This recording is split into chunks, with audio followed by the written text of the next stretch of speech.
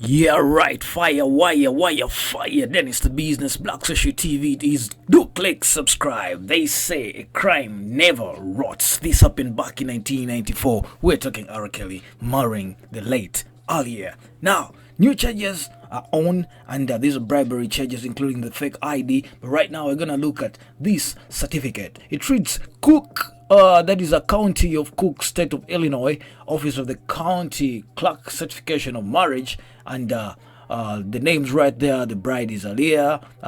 That time it was alleged that she was 18, but real age she was only 15 years.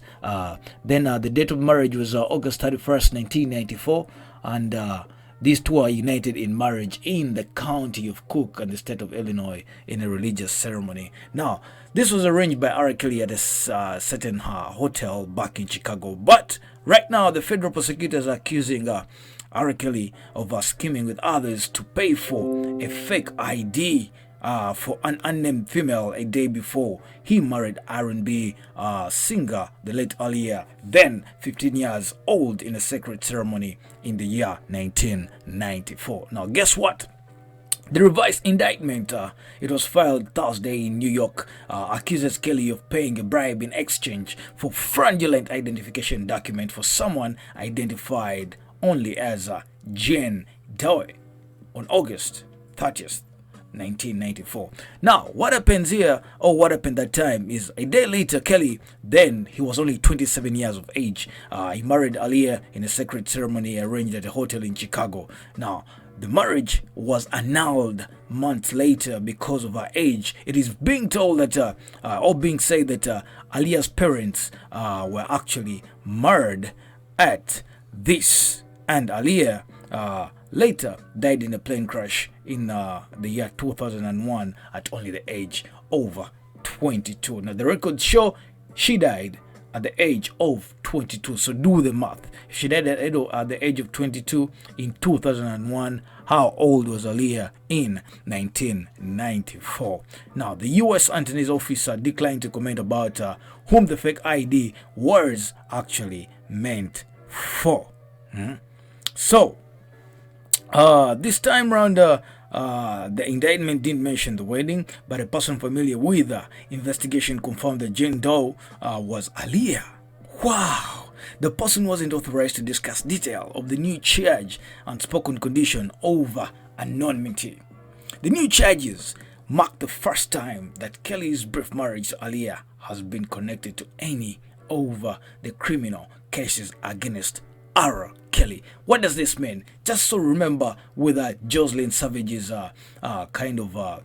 the alleged comments that she threw on her Instagram on the Patreon account, the fake account. Later she came back and said that she was not in charge of that account and it was a fake account. Now, this shows that these guys want to take R.Kelly really down. Meanwhile, Kelly's attorney, Douglas Anton, called the latest charge against his client ridiculous and absurd. Now, the Brooklyn prosecutors had already charged R.Kelly with kidnapping, forced labor, and exploitation of women. They alleged he and his employees and assistants picked out women and girls at concerts and groomed them for other activities. Now, the 52-year-old singer, who is being held without a bond, is scheduled to stand trial in federal court in Chicago in April on all these charges over child pornography, obstruction of justice, before facing trial again in Brooklyn. Kelly, whose real name is Robert Sylvester Kelly, was acquitted in 2008 on charges of videotaping himself having it with a girl who prosecutors allege she was only 13 years of age. Now, Kelly's attorneys have long maintained that he was unaware of Aaliyah's age when they married. The Illinois marriage license used for the wedding said she was 18, just like it shows right there. Now, indictment didn't identify the person who was paid the bribe in order to get the fake ID, except to say that the person was a public employee. Aaliyah, whose full name is Aaliyah Donna Houghton, worked with Kelly, who wrote and produced her 1994 debut album, Age Ain't Nothing but a number. Now, R.Kelly was arrested in February on 10 counts in Illinois, and he's been pleaded not guilty to those charges.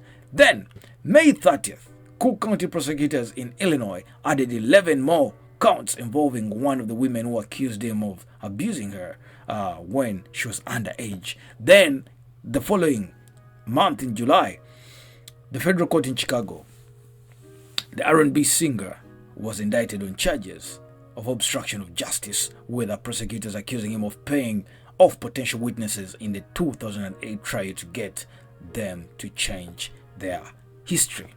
At the same time, Kelly was indicted in New York with exploiting 5 victims identified only as genders.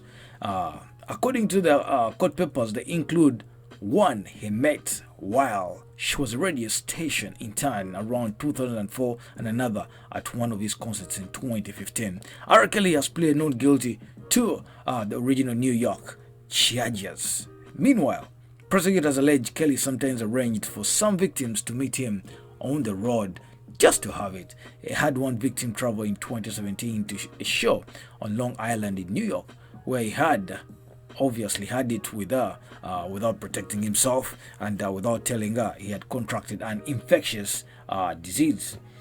Wow. A defense filing said Kelly's alleged victims were regulars at his shows who made it known they were dying to be with him.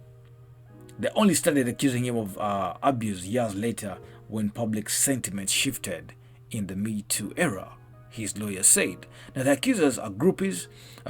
Following an August court hearing on the charges, there is no way around it. At the time, his client was merely leading a touring musician's life. Wow! The question is, will R. Kelly survive this? But hey, if Aaliyah died at the age of 22 in 2001, and the marriage certificate claims that Aaliyah and R. Kelly got married in 1994, just do the math and let me know. I'm Dennis the Business. It's Black Social TV. Do click subscribe if you may and give it a like. In the background is the Lekki inspired music. Get down to the link description. Get yourself some lo-fi hip hop beats just for free. Peace and love. Thanks for watching.